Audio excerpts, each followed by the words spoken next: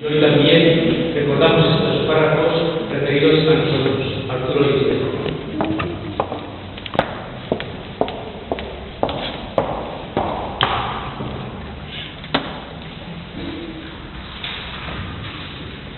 Hermanos, ambicionad dones más altos, pero os voy a mostrar un camino que es el mejor.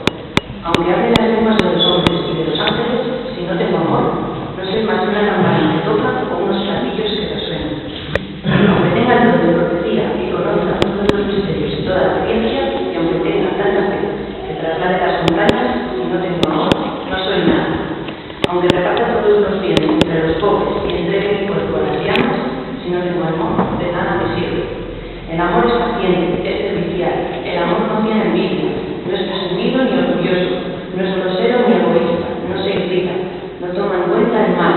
El amor no se alegra de la injusticia, se alegra de la verdad. Todo lo excusa, todo lo cree, todo lo espera, todo lo tolera. El amor nunca falla.